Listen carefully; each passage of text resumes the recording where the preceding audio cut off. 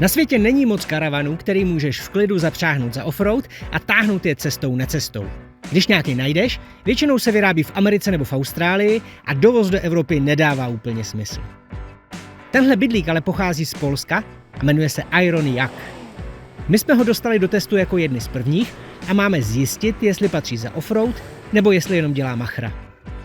Karavanů s ATčkovýma kolama, nastříkaných Raptorem, už jsme viděli spoustu. Jenže Iron Jak toho nabízí mnohem víc.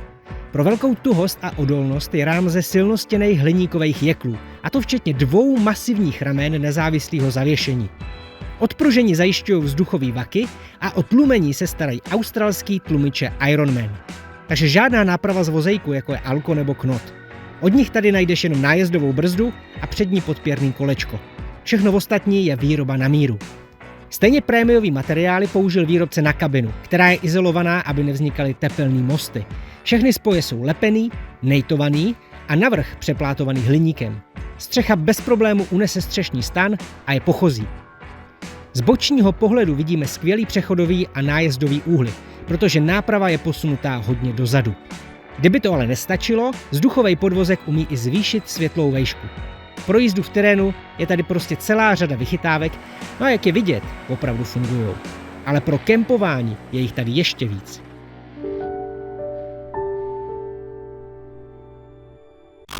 Jako první by to chtělo asi nějak vyřešit to, že stojíme křivě, ne? Máme klíny?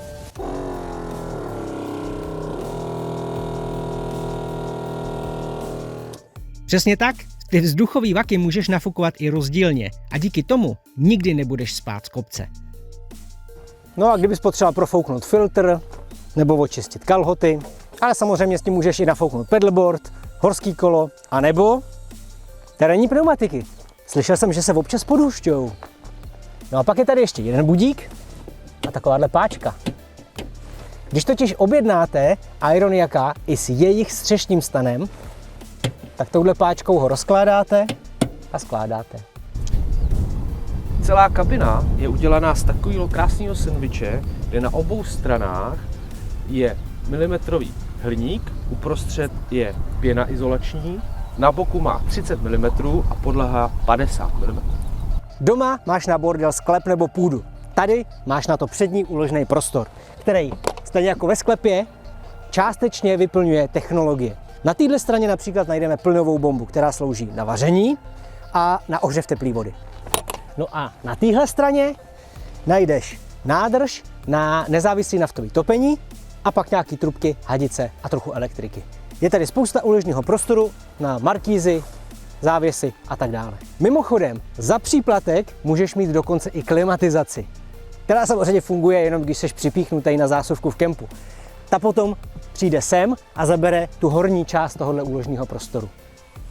Na teplou vodu složí tenhle ten krásný mechanismus. Zapneš a ladíš průtok a výkon ohřevu.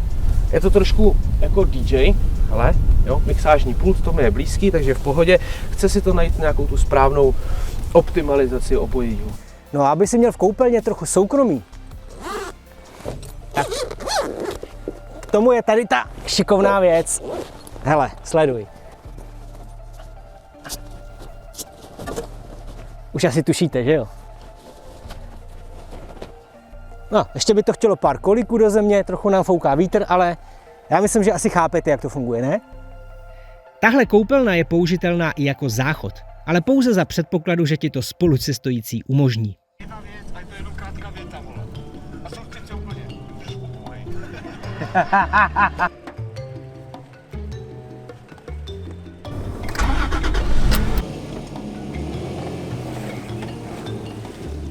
Co děláš?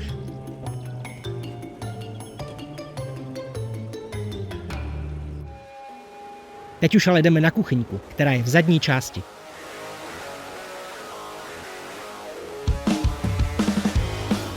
Kuchyňka má celkem zajímavý rozložení. Plynový vařič, dřez, odkládací prostor, tady asi ještě prostor taky pro nějaké zlepšení a vymyšlení vašich věcí. Celkem slušný místo pro odkládání, přípravu nějakých věcí, že jo, co budete dávat rovnou na pánvičku. A pokud by vám to bylo málo, máte jednu plochu na přípravu. Pokud by vám i to bylo málo,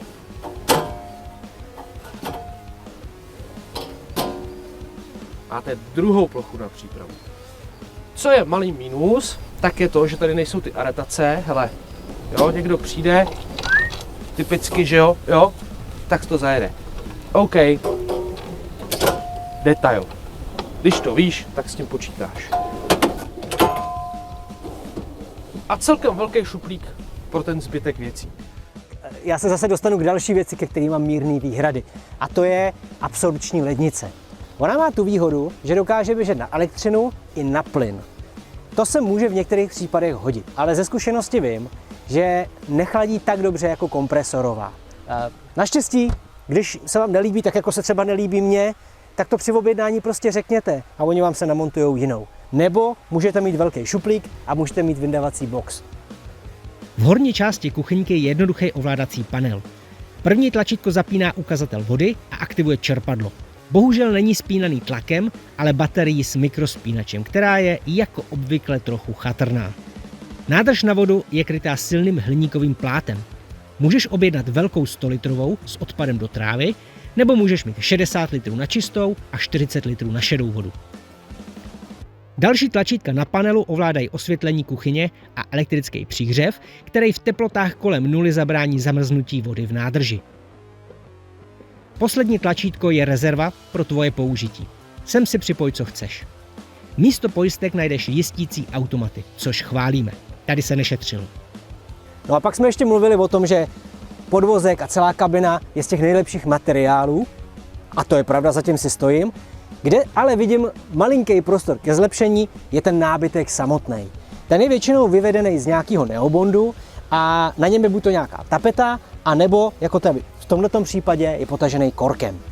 A když opominu můj averzi ke korku, chápu, že někdo ho má rád, někdo to tak chce, tak ale pořád si stojím za tím, že na téhle ploše dobrý, ale na téhle ploše by ten korek měl být třeba zalitý lakem. Já osobně bych ten nábytek viděl asi spíš z nějakého HPL z překližky. Tak by to podle mě bylo asi nejlepší. Bylo by to odolný a bylo by to lehký. Ten obytný prostor tohohle karavanu není úplně velký a proto se samozřejmě hodí, že máte markízu. Při špatném počasí, anebo naopak při moc dobrým počasí, když prostě hodně pálí, se hodí, že si můžeš udělat trochu stínu. Markíza musí být vysoko, aby se pod ní dalo chodit, a aby se na ní došáhlo, jsou tady takovýhle pěkný nášlapy. Všechno je to pochozí. Mimochodem nejenom ty blatníčky a tohle, ale i střecha je pochozí. Na všechno můžeš ťapat.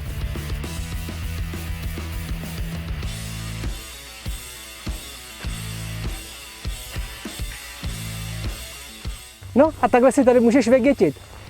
Každá ta spěra je samonosná, ale pro jistotu, pro velký vítr, jsou tady ještě nohy, které se dají vyklopit a opřít vozem. A potom je tady kolem dokola na zip ještě bok. Takže můžeš vytvořit krásný uzavřený prostor a pro případ, že se počasí na dovolení nebo na expedici nevyvede, nějak to přežiješ. Jako mínus vidím tady takhle tu hranu. Ona malinko vystupuje, nebo je zároveň s tou madračkou. Takže když nastupujete dovnitř, hele, moje první nastupování jsem bylo takhle a automaticky jsem se dostával nohou na tu hranu a bolelo. Stejně tak, když si tady chci sedět a kochat se krajinou, sedím a bolí to na té krajině, protože madračka je měkká, zajedete, takže váš zadeček trpí.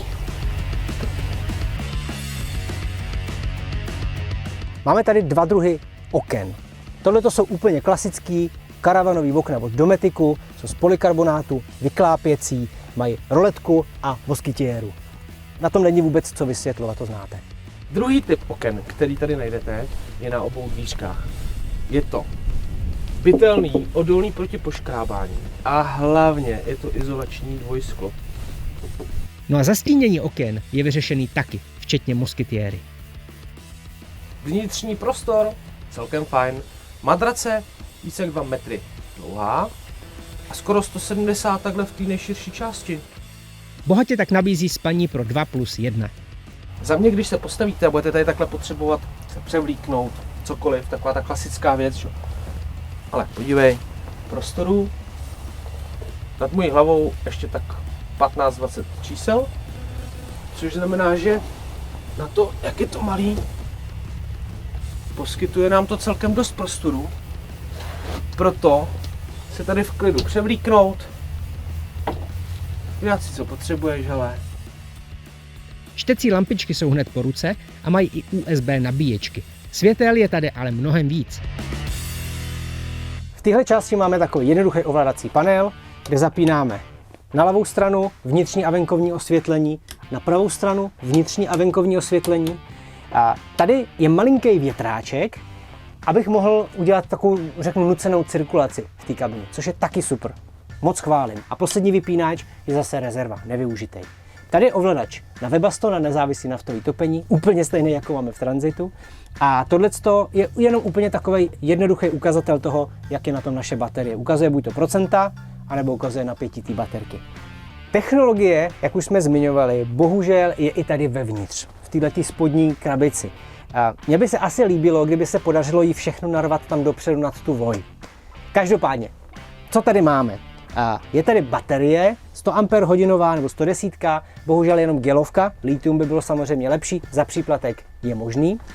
A veškeré ostatní komponenty, jako je izolátor, jako je chytrá nabíječka z 230 na 12 V, jako je solární regulátor na solární panel, který máme nahoře, anebo inverter na 230, aby nám fungovaly tady ty zásuvky.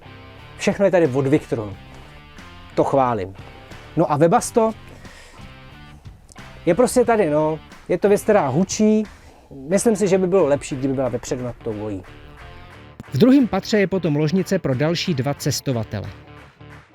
Co je super, tak o ten karavan se fakt nemusíte bát, protože je z hliníku. A opravdu všechny ty desky jsou pochozí. Takže já si tady teďka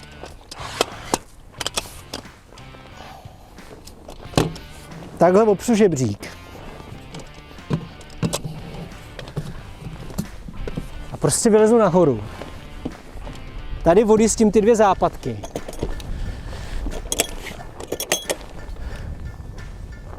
A prostě zvednu ten stán.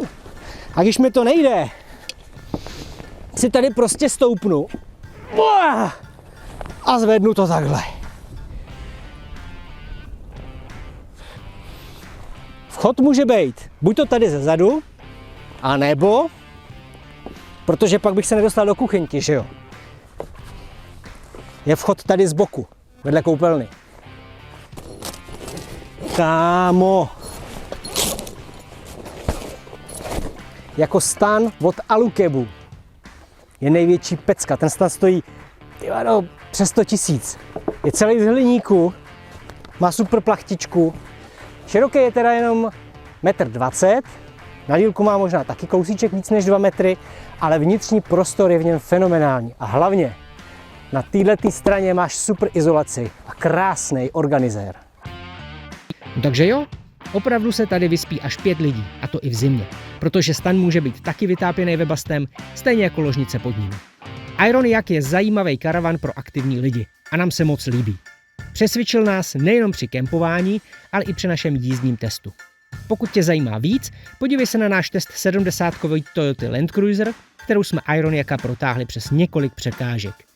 Do komentářů nám napiš, jak se ti líbí a kam ho máme vytáhnout příště, protože na léto už máme rezervaci v půjčovně Lifestyle Camper v Olomouci. My se pro dnešek loučíme, děkujeme za pozornost a těšíme se zase příště, zase z nějakého výletu. Tak ahoj!